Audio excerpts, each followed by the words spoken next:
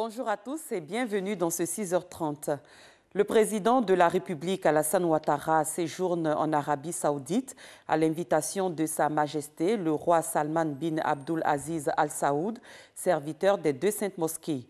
Pour ce 4e séjour, le chef de l'État va participer ce dimanche aux côtés de ses pairs au sommet islamique arabo-américain à Riyad. Le point de notre envoyé spécial en Arabie Saoudite, Abiba Dambélé-Saoui. Comme à chacun de ses séjours en Terre Sainte, le président de la République s'est rendu à la Mecque pour accomplir son devoir religieux et prier pour la paix en Côte d'Ivoire avant de rejoindre la foule d'Ivoiriens qui l'attendaient au consulat général.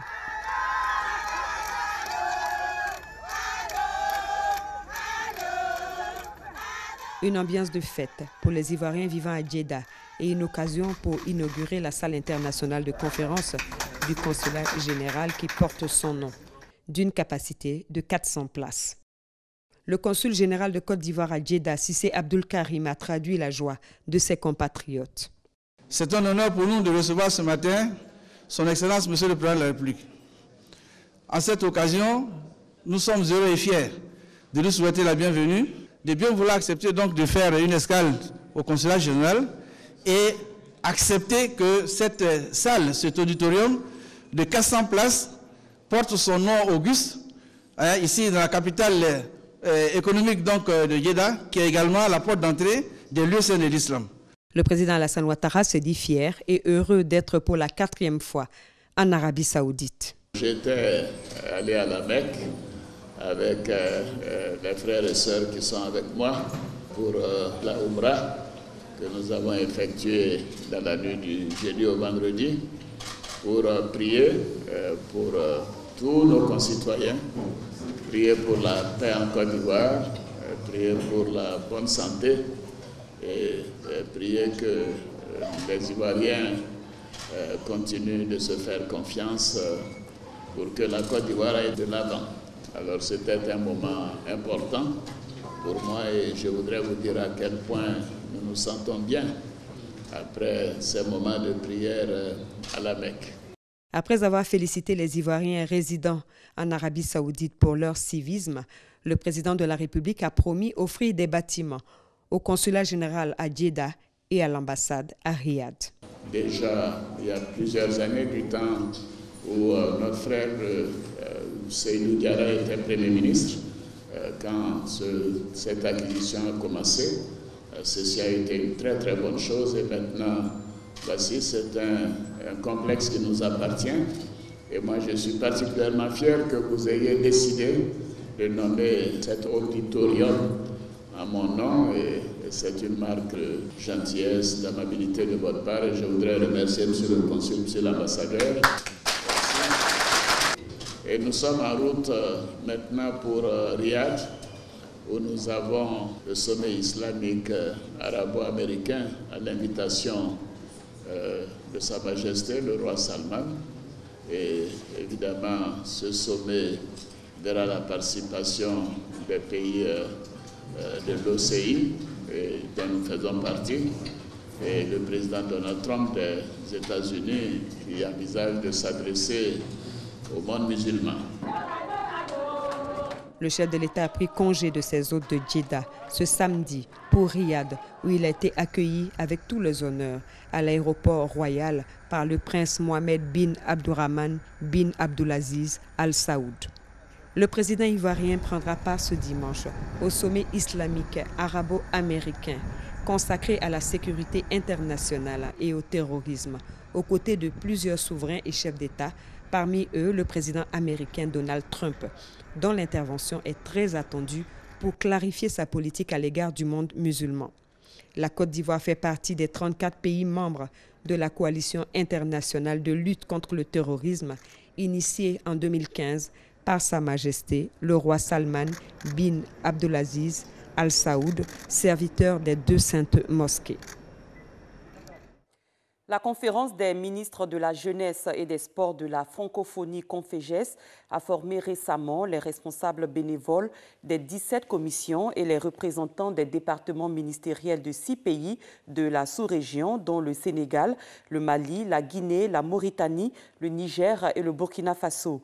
Cette formation vise à accompagner l'État ivoirien dans les préparatifs des 8e Jeux de la francophonie prévus au mois de juillet prochain à Abidjan. Issaïo.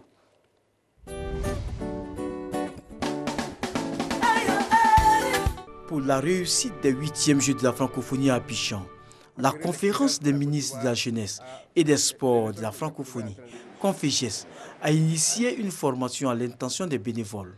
Cette rencontre vise à accompagner l'État ivoirien dans les préparatifs de ces Jeux prévus au mois de juillet prochain. Alors, cette formation, dont le thème est l'organisation des événementiels, est donc une formation bien à propos qui devra nous permettre, chacun à son niveau, de maîtriser sa fonction et de mieux remplir les tâches qui lui seront confiées. Mon rôle aujourd'hui, c'est de partager des connaissances avec les gens qui ont été choisis pour prendre part à cette formation, de les aider à mieux comprendre les défis qui se posent à eux pour réussir cette organisation. Et en gros, c'est vraiment de leur donner toute l'expertise que je peux partager avec eux. À Nice, en 2013, les Jeux de la francophonie avaient réuni 54 pays francophones. Pour le rendez-vous d'Abidjan, plus de 60 pays se sont déjà signalés. La plus grande mobilisation en termes de taux de participation depuis la création des Jeux. Pareil engouement nécessite que les acteurs soient bien formés. L'ampleur que prend l'événement nous a amené à prendre des dispositions particulières pour d'abord insister sur le renforcement des capacités.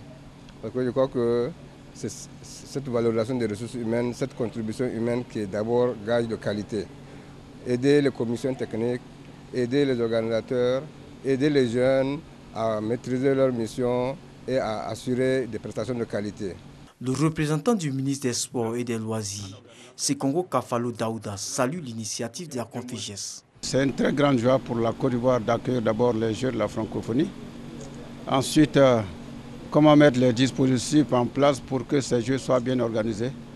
Et nous pensons que la tenue de cette session va nous permettre de mieux être outillés pour une meilleure organisation des Jeux. Cette formation a réuni les responsables des 17 commissions et les représentants des départements ministériels des 6 pays de la sous-région, dont le Sénégal, le Mali, la Guinée, la Mauritanie, le Niger et le Burkina Faso. La CONFEJES envisage d'aller au-delà de cette formation pour s'orienter vers un camp d'entraînement, de lutte, d'athlétisme et d'autres activités.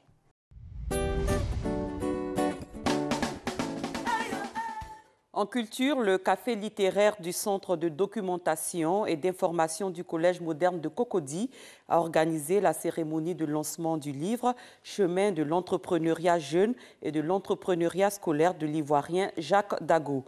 L'objectif de ce livre, motiver la jeunesse à avoir l'esprit entrepreneurial. Cette cérémonie s'est déroulée jeudi dernier au Collège moderne de Cocody. Chris Diomandé, Aboussanougou.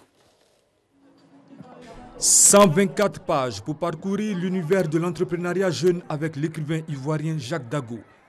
Dans son ouvrage intitulé « Chemin de l'entrepreneuriat jeune et de l'entrepreneuriat scolaire », il met en exergue les différentes méthodes pour réussir dans le domaine de l'entrepreneuriat. Jacques Dago a produit cette œuvre pour aider les acteurs africains à bénéficier d'un outil complémentaire en vue d'accomplir avec succès le travail qui indiquera une alternative à une jeunesse qui semble avoir peu de chances d'insertion dans les secteurs publics et privés. Le message, il est important. Il n'est plus possible pour chaque diplômé de réussir au concours. On doit éduquer, inculquer le réflexe de la création de l'entreprise aux jeunes. Donc ils retiennent qu'avant eux, il y a des aînés qui ont fait l'entrepreneuriat, mais également comme eux, il y a des gens comme Mobridge, qui est un jeune homme qui a commencé à 7 ans, il y a bien d'autres, et je vais leur montrer cet exemple pour que dès maintenant, ils puissent se préparer à l'insertion professionnelle. L'auteur définit également l'entrepreneuriat comme une éducation orientée vers la transformation de mentalité des élèves face au monde du travail, un moment qu'apprécient les adeptes de la littérature.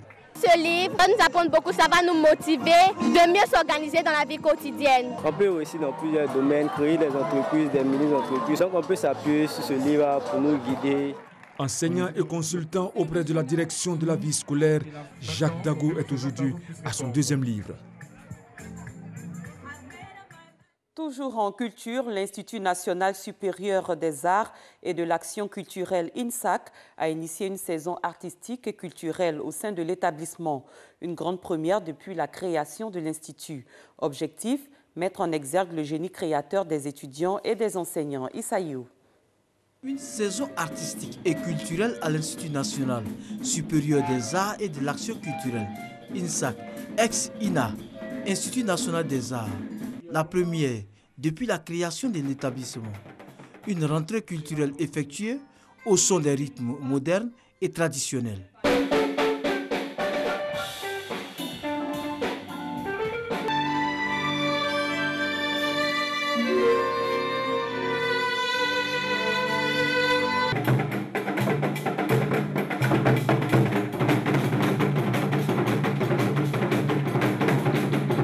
La saison artistique qui vient d'être instaurée vise à encourager le génie créateur des étudiants et enseignants.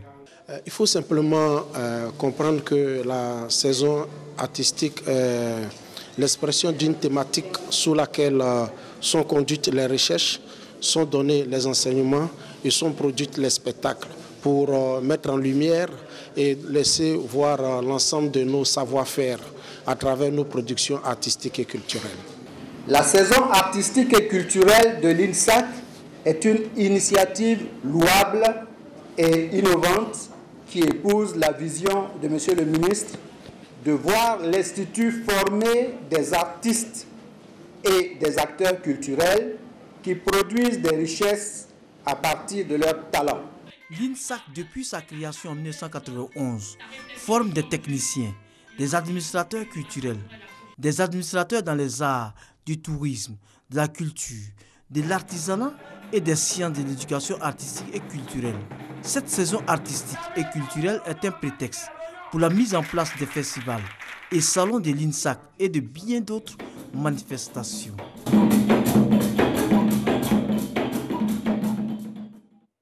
Sport football, 22e journée de la Ligue 1 de football ce samedi au stade de la Paix de Boaké. La SEC a battu l'Africa Sport par 2-1. Kader Sogodougou. On a compris que pour le moment la rencontre n'est pas très emballante, mais bon, on espère peut-être un but pour décanter tout cela. La SEC Mimosa, but. Bien joué, bien joué, bien joué, bien joué. Et le 2-0. Les anciens qui sont de retour alors que l'Africa a peut-être la possibilité, l'Africa. Le ballon 2-1.